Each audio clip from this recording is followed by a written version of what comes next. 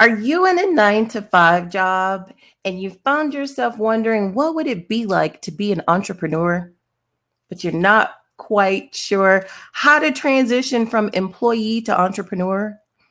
Well, today I want to share with you 3 ways to prepare yourself to become an entrepreneur while you're still working. Keep watching and listening to today's episode of Lunch and Learn Live with Janet Smith.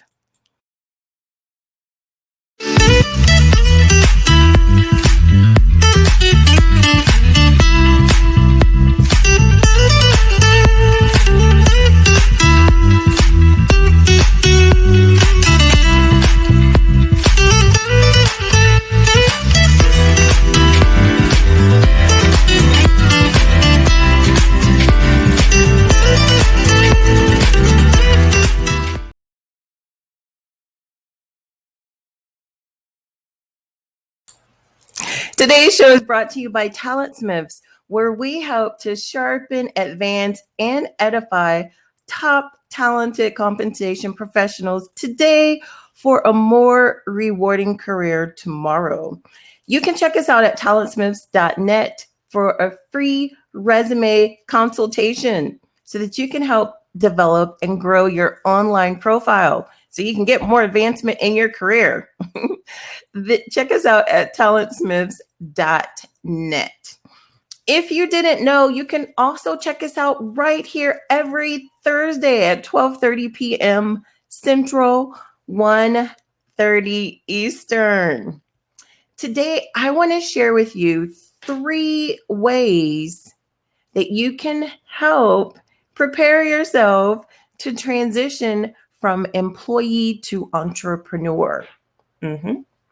So if you're in a 9 to 5 now, are you intentional in your career path? Have you been intentional in your career path? All this month, we're talking about being intentional on your career path. And we're also talking about your career bucket list.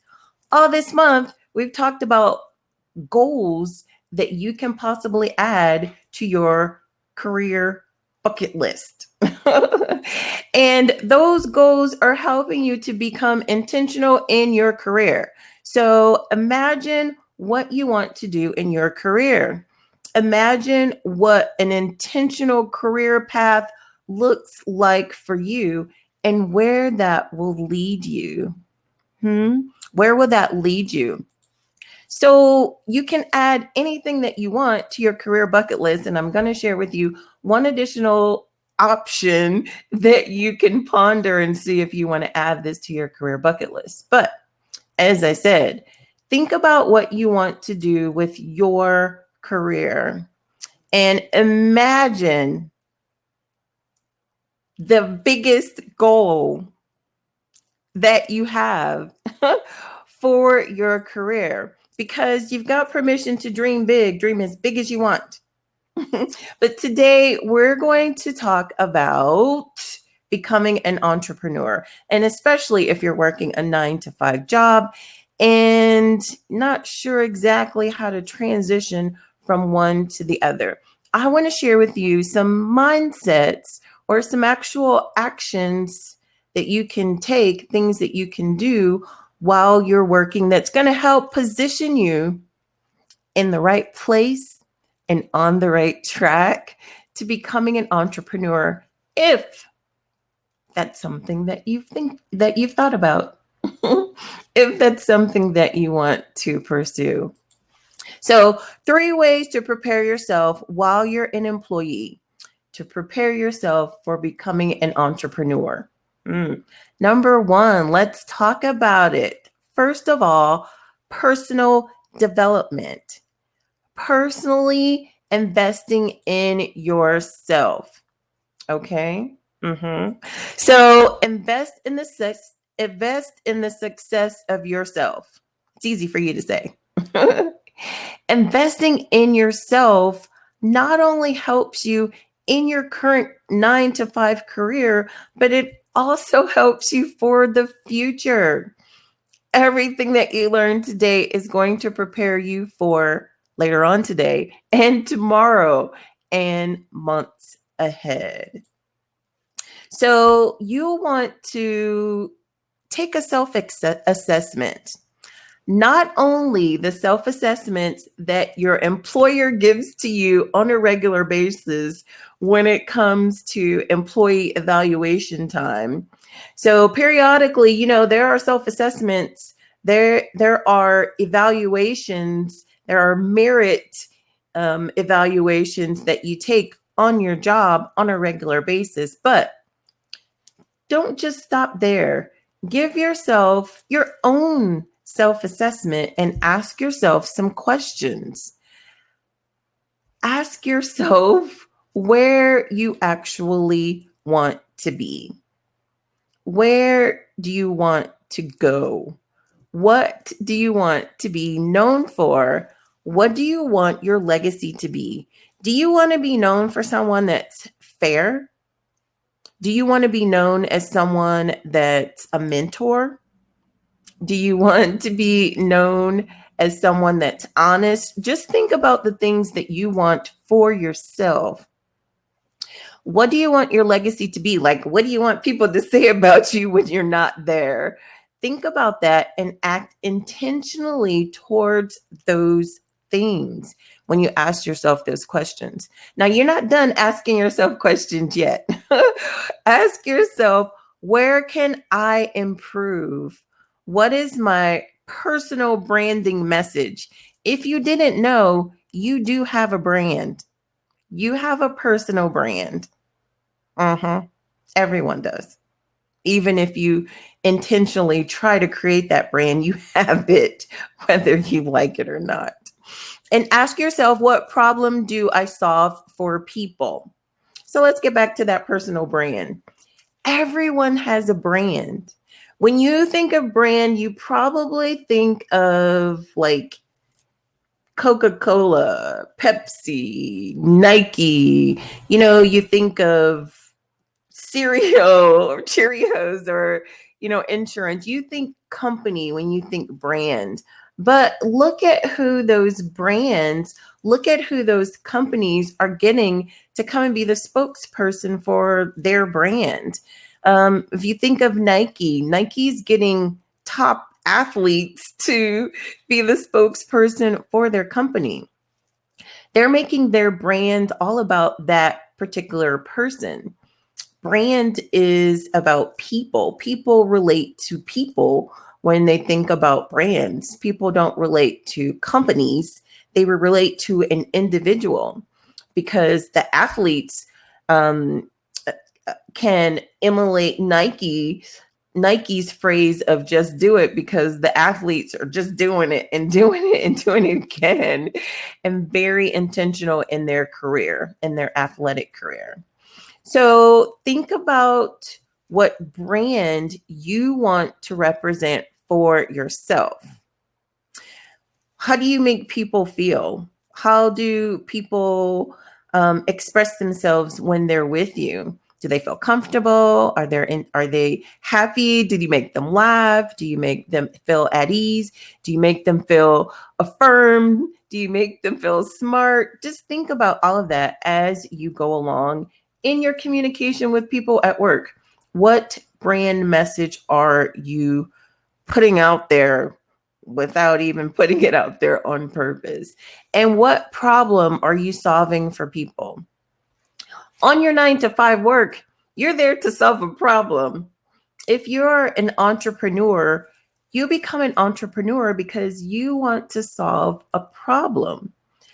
We're all here to provide a service. I mean, everyone's here to provide a service. That is our ultimate mission in life. That's why we're here, to provide a service. So you have to ask yourself, what problem do you want to solve, or what service do you want to provide? So those are some good questions that you can ask yourself, and just think about it if you haven't already. So number 2, team development. Invest in the success of your team. Now, if you're asking yourself, I don't have a team, What team? If you are saying to yourself that you don't have a team because you are an individual contributor, that's okay. You can still invest in the success of your team members, the people that you work with. You don't necessarily have to be leading a team to invest in the success of a team. If you are leading a team and you find that all of your team members rally around you, they all come to you, they all ask you questions, that means that you're a good team leader. That means that they enjoy working with you. Very often, people don't leave jobs because of the job, they leave because of bad leadership. So people leave bad people, not bad jobs. So keep that in mind as well. And as you're leading your team, whether you are an individual contributor and you're leading your coworkers, or you're a supervisor or a manager and you're leading a team of people, think like a CEO. Empower yourself with who you are becoming, because you've already asked yourself those questions of what do you want to do? What legacy do you want to provide? You're working intentionally towards that. So work intentionally towards that with your team. Think like a CEO.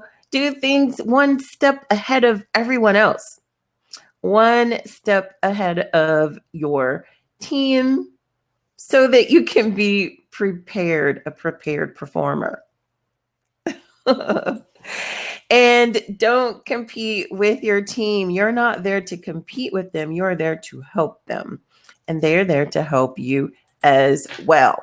Make things fun, make things exciting. Of course, all the while being a professional, you can still be a professional and have fun.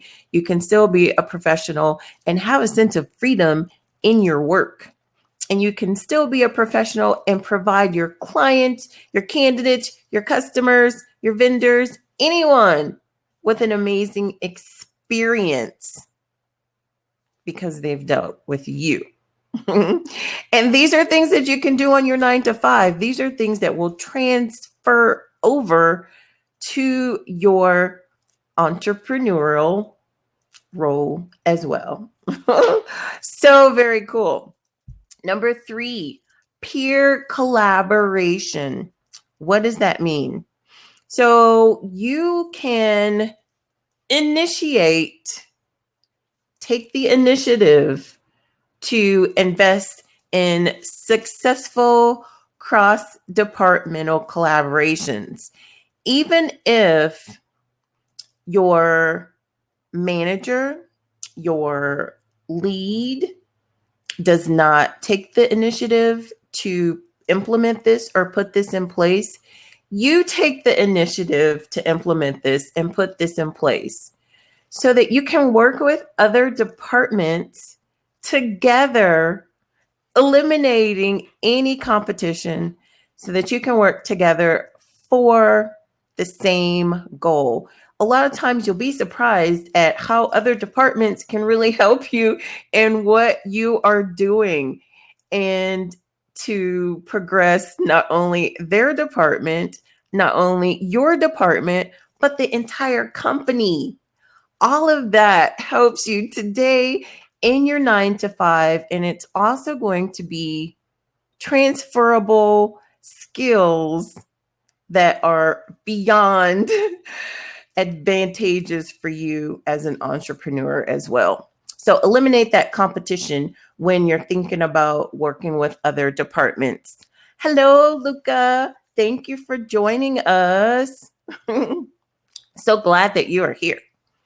So ask yourself these questions that we've talked about, and also ask yourself this: are you willing to get off from your 9 to 5 job at 5 o'clock and work from 6 to 11 p.m. on your business? Are you willing to do that sacrifice? What does sacrifice even look like for you? Is that too big of a sacrifice for you to do? to become an entrepreneur, because there's an employee mindset and there's an entrepreneurial mindset. The employee works 9 to 5. After 5 o'clock, it's free time. The entrepreneur may work from 9 to 5, but after 5, it's time to get to work on a totally different level, a level that's going to give you a sense of purpose and a sense of peace, because you're providing that service, or you're providing that experience that's deep into your heart, something that you're really passionate about. So what does sacrifice look like to you as you're an employee thinking about transferring over to becoming an entrepreneur?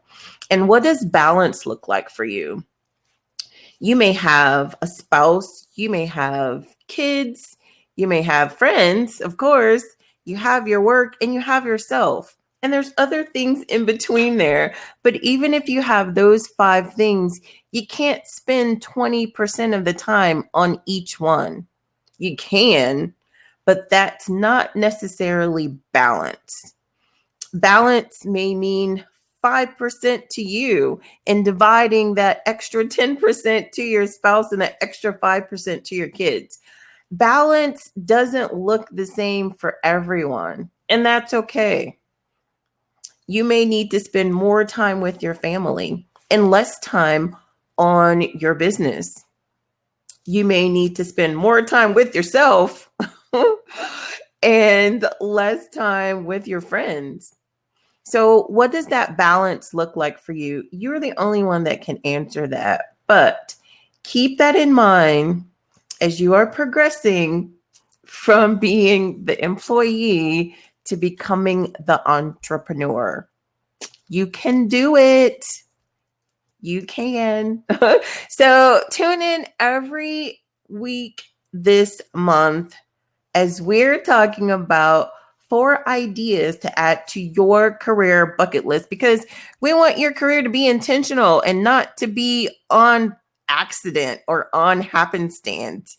You don't want to get promoted just because someone else left a job and you're next in line. I mean, that's not necessarily a bad thing, but is that what you had in mind for your career? Is that what you were planning for yourself? So think about what you're planning for your career intentionally, and make and take the steps to get there on purpose. So you can do this. Come back next week and we'll talk about one more idea to add to your career bucket list. Share with me, what have you added to your career bucket list? It doesn't have to be 1 thing or 2 things or 3 things. What do you want to add to your career bucket list? Share with us in the comments. I'm curious to know. Very curious to know. So you are all over this, and good luck. You've got this. I know you do, because you are an edified entrepreneur. That's what you are. So I'm so excited to see you next week. Thanks for watching, and have a good day.